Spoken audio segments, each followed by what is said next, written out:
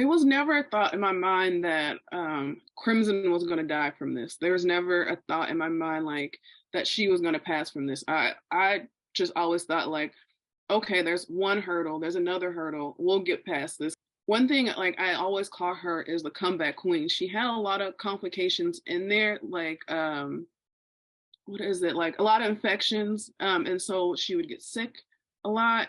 And like so it'll be sometimes where the doctors are like, well, we don't know if she's gonna make it through this, and she'll turn back around and like, like the next week she'll have good numbers. And she did that on and off through her life. I would say towards her four month, it was 3 or 4 months, they actually came in, and it was around Christmas. So like they all came in and sat down with us, and the doctor was just pretty much like, we don't know if she's gonna make it through the night.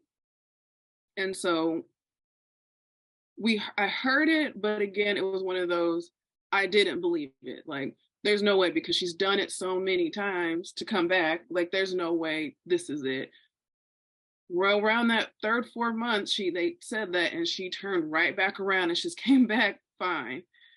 I will say that her 5th month, I think what kind of solidified that they didn't know what else to do is because that's when I started getting like second, third opinions from other hospitals, and they all were concluding that they would do the same thing that Children's Mercy was already doing. And so I feel like the doctors just really didn't know where else to go with it. Not that they didn't do a good enough job to save her, but as far as medicine goes, there's only so far that it can go. And so with that, I just don't think they had any other resolution. And so what was it? They sat down with us and said, like, we should think this is it. Like, there's nothing more that we can do. All we're doing is just keeping her comfortable at this moment. There's nothing more we could do here.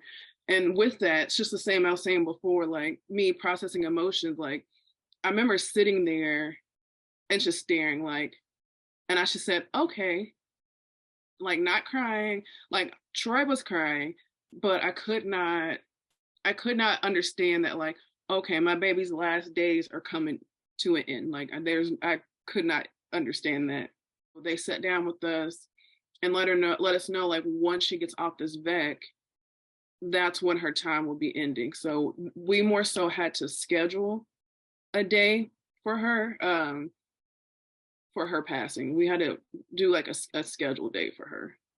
Like, I remember I just did not want to get ready that day because I knew what I was getting ready for. I did not want to get ready at all that day. I think it was one of those things I knew was going to happen regardless if I was there or not. What got me going is the fact that I didn't want my baby to like think that she was alone in this. Like, that's one thing, like, I guaranteed her, like, mama's gonna be there. Like, when you leave this earth, like, mama's gonna be there.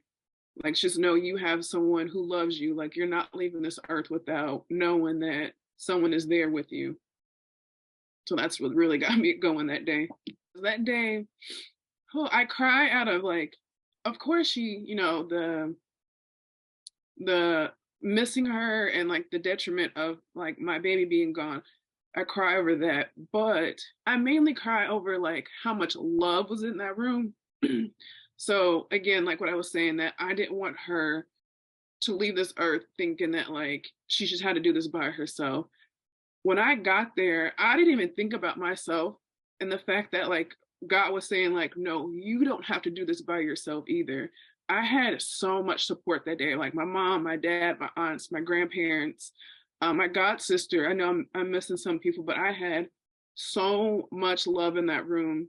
And one of my aunts is a pastor, and she made this like just lovely like spiritual blanket so that we got to put over her and stuff like that. And I held her the entire time that they were weaning everything off, and I held her the whole entire time. And my whole family just they just stayed. They were there. Like, they didn't have to say nothing.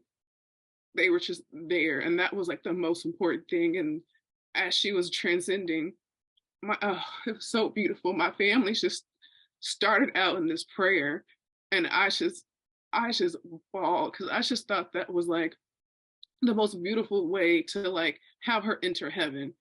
Like her family, her family's just singing and praising her as she transcends up, and I could have not asked for a better ending for her, if that makes sense. I could not have asked for a better ending because she wasn't in pain. Again, she was surrounded by people who loved her. I couldn't have asked for anything better for her.